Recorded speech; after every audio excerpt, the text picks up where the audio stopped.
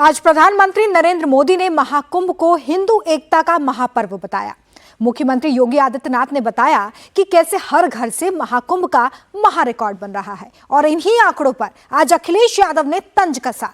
एक ही दिन में महाकुंभ पर 3 बड़ी बातें हुई। ये बात 26 फरवरी के बाद भी रहेगी और 2027 तक रहेगी।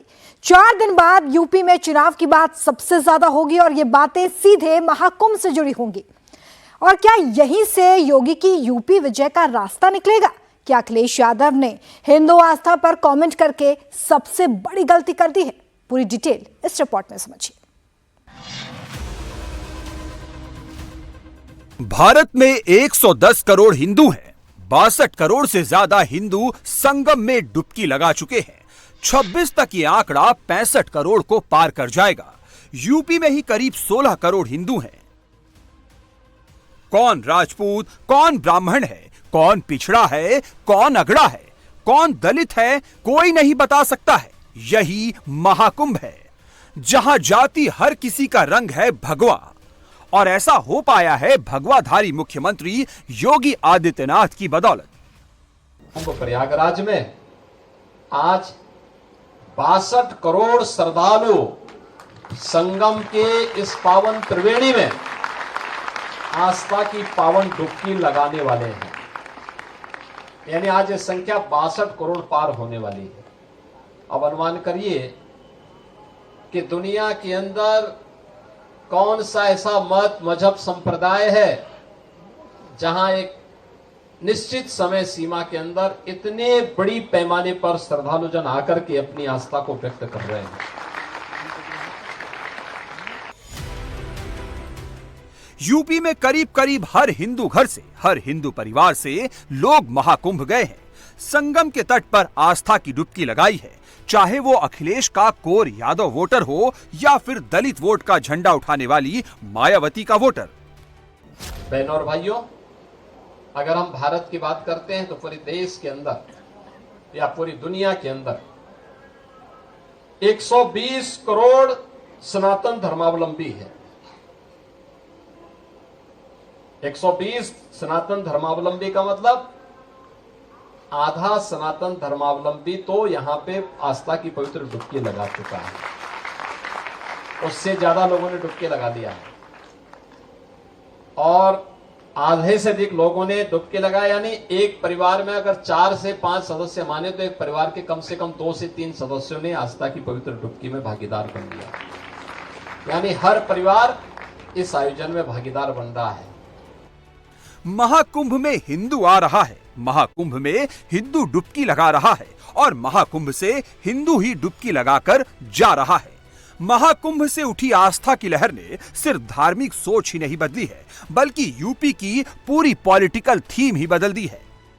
और इसका एहसास अखिलेश यादव को अच्छे तरीके से हो गया है। जब कन्नौज में एक मंदिर में गया था, मैं कन्नौज में मंदिर में गया था, कन्नौज में एक मंदिर में गया था मैं, उस मंदिर को गंगा जल से धोया गया था। जिस मुख्यमंत्री आवास में पूर्व में बहुत सारे मुख्यमंत्री रहे, हटे, किसी ने भी मुख्यमंत्री आवास को गंगा जल से नहीं धुलाया होगा। इस बीजेपी के लोगों ने मेरे जाने के बाद उस मंदिर को धुलवाया था गंगा जल से, मुख्यमंत्री आवास को गंगा जल से धुलवाया था। एक बार मैनपुरी में भी इसी तरीके से धुलवाने का काम किया था। बीजेपी वाले बताएं कि मैं तो गंगा में नहा लिया और गंगा किससे धोगे तुम? 2022 में जितनी वोटिंग हुई थी उसमें से 54% हिंदुओं ने योगी को वोट दिया था। मिल्कीपुर के उपचुनाव में 60% हिंदुओं ने बीजेपी को वोट दिया। महाकुंभ से हिंदू एक हुआ है और ये एकता राजनीतिक पार्टियों को पसंद नहीं आ रही है। क्या यही वजह है कि अखिलेश यादव इस ट्वीट के जरिए केवटों को कुछ खास समझाना चाहते हैं? महाकुंभ में हर रोज एक नया रिकॉर्ड बनता है और हर रोज विपक्ष एक नया आरोप लगाता है। अखिलेश एंड कंपनी को सबसे ज्यादा अपने वोट खोने का डर है और इसलिए इस बार योगी आदित्यनाथ खोया पाया का डेटा लेकर आए हैं।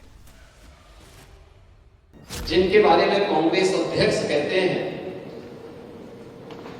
कि साहब महाकुंभ में हजारों लोग मारे गए,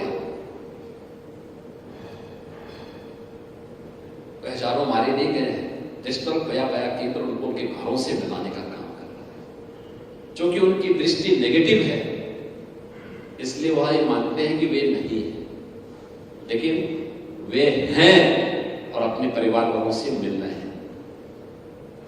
आप अनुमान करिए 28,000 लोग ऐसे हैं जिनको मिला दिया गया। 26 फरवरी और 2027 का सीधे सीधे कनेक्शन है। 26 फरवरी को महाशिवरात्रि है, महाकुंभ का आखिरी दिन और आखिरी स्नान होगा और यहीं से 2027 की शुरुआत होगी। महाकुंभ का महाआयोजन करना महा टास्क है, वो भी इतने बड़े लेवल में।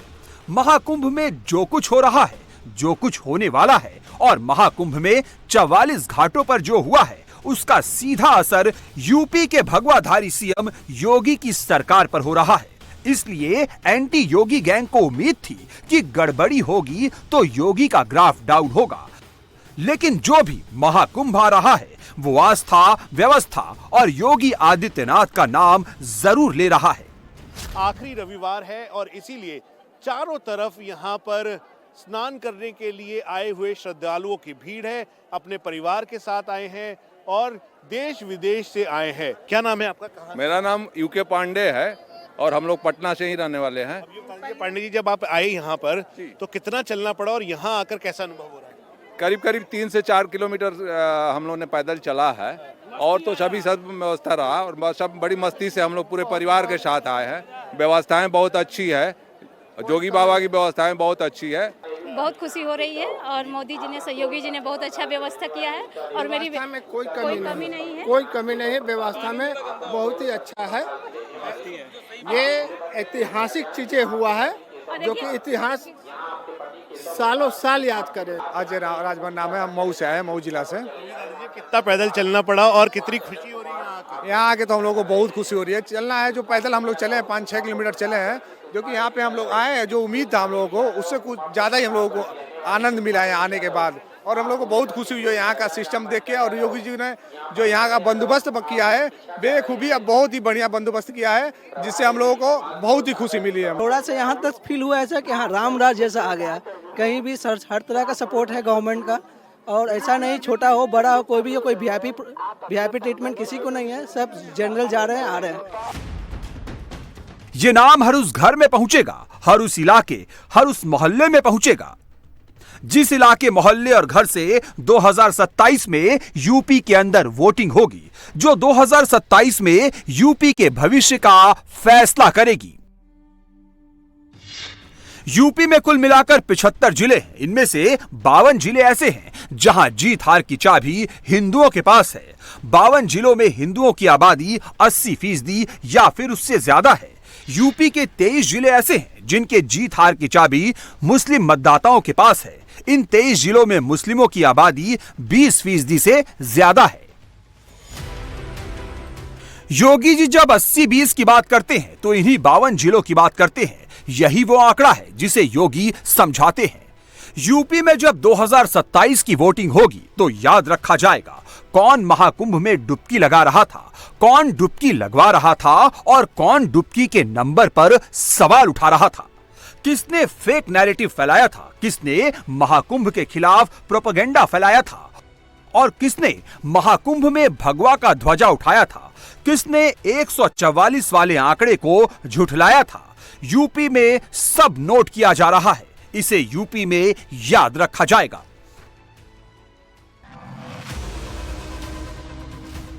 अखिलेश यादव जो बोल रहे हैं, जो महाकुंभ पर आरोप लगा चुके हैं, भले ही अखिलेश भूल जाएं, लेकिन 2027 में योगी आदित्यनाथ हर एक बात याद दिलाएंगे।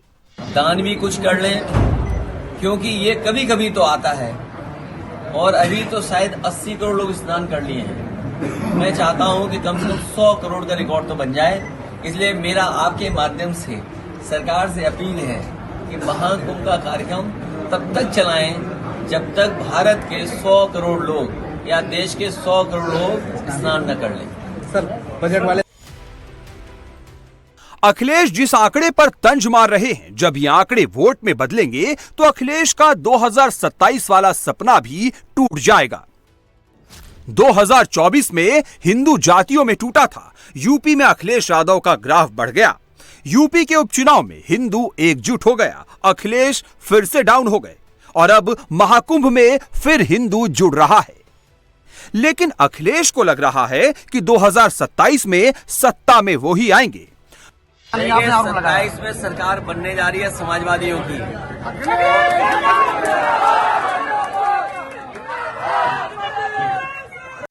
बीजेपी इतनी बड़ी हार हारेगी, बीजेपी इतनी बड़ी हार हारेगी जो कभी हारी नहीं होगी, क्योंकि जनता को जो उन्होंने कहा, किसान की आय दोगुनी।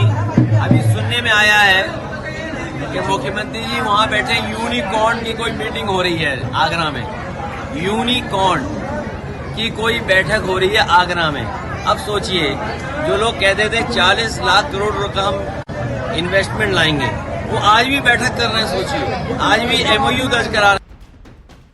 महाकुंभ का समापन 26 को हो जाएगा, लेकिन 2027 तक यूपी में महाकुंभ की ही बात होगी और ये बातों का सिलसिला शुरू भी हो चुका है। महाकुंभ से पहले यूपी में PDA, जाति, दलित आरक्षण, संविधान बचाओ जैसे नैरेटिव की भरमार थी, लेकिन अब यूपी में सिर्फ महाकुंभ ही महाकुंभ है।